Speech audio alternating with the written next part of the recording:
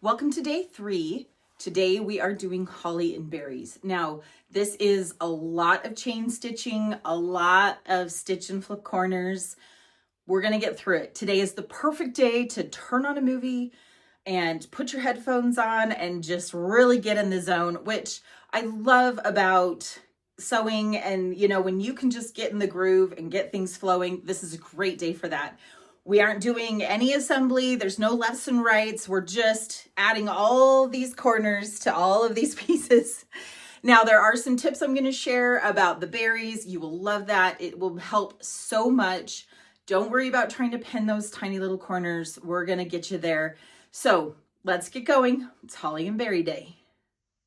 Okay, I wanted to come to the machine today to show you how I like to add a guide for all of these stitch and flip corners for the holly and the berries. So the first way that I like to do it is using just a regular washi tape. You could use a Post-it note. I will put my machine with the needle in the down position, and then I'm going to lift up my presser foot. Then I'm going to take my ruler and I'm going to use the lines on the ruler and line it up with this guide here to make sure that I am creating a perpendicular line coming straight out from my needle. So I'm going to slide my ruler so it's right up against my needle, and then I'm going to use that line and make sure it's lined up right on top of that mark on my faceplate here. And then I will take a piece of my tape and I'm going to butt it up right next to that ruler so that it is coming out in a straight line from my needle. Then when I go to sew my holly or my berries, I'm going to take my fabric. I'm going to do my background square and put it right sides together here. And then I am going to, with my needle still in the down position, I'm going to line up the corner of my background square with the needle. And then I'm going to line up this second corner here with the edge of my tape. And then I'm going to feed it through the machine. And that is going to let me avoid having to mark all of the diagonal lines on these. Now, obviously, you could still mark the diagonal line here. You could alternatively take and fold all of your corners, your background squares in half on that diagonal to create a guideline.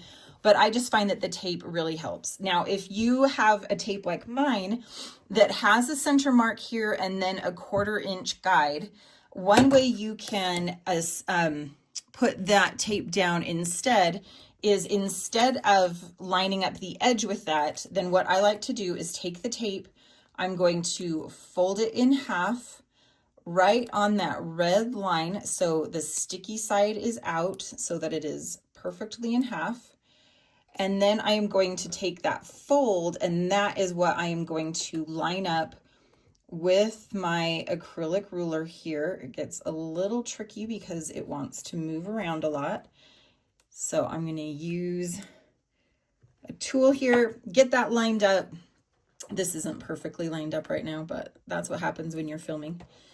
Get that all lined up, and then I will use that red center guide to feed all of my things through. Now, what I can do is come in here and double check. If I find that it's off a little bit, I will loosen that up and pull it over so that I have a straight line coming out from my needle here. And then I have an accurate guide. So what I'm going to do, I'm going to just show you that again, is bring my background fabric, the corner lined up with my needle.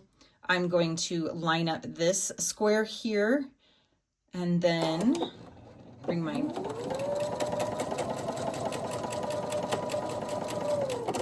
and sew that into place. Now you can pin your fabric down if you want. These are short enough seams. I don't usually worry too much about it, but you can. So then while that piece is still under here, my machine, when it stops with the needle in the down position, lifts up the presser foot a little bit. If not, then leave your needle down and lift up your presser foot. And then you are just going to repeat that and feed the next one through and do some chain piecing with your fabrics. Now, what I will do is I will take this one and clip it off, or maybe I'll do 2 at a time. then I will go ahead and cut 1/4 inch away from that sewn line, take it to my iron and press that seam open.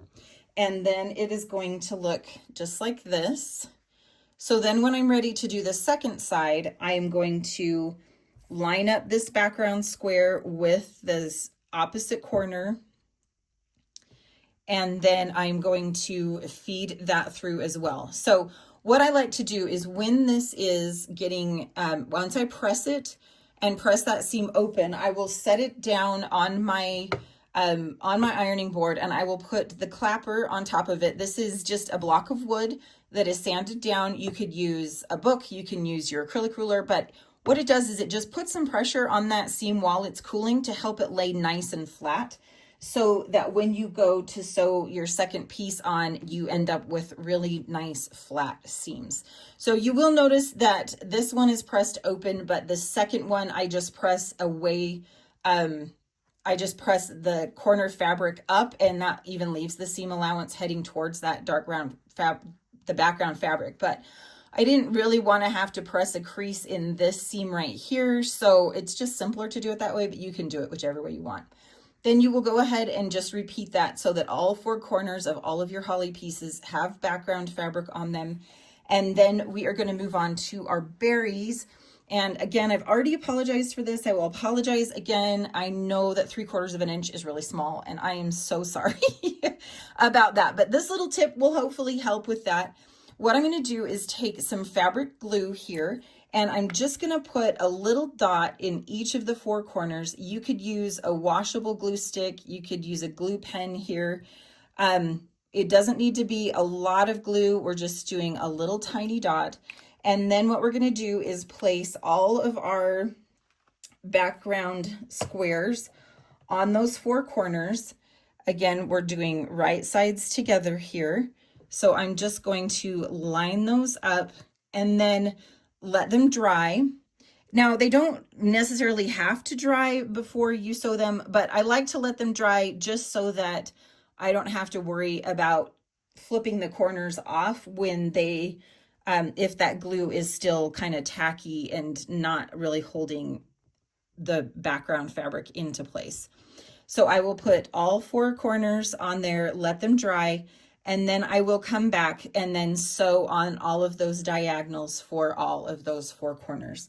So it's going to look kind of like this, and then you'll feed it through your machine again, starting with the corners coming across, and then you will trim it away and you will have your little berry pieces done. So we are going to do a lot of chain piecing, lots of stitch and flip corners. We're going to get all of our hollies and all of our berries ready to go, and then we will come back tomorrow and build a table runner.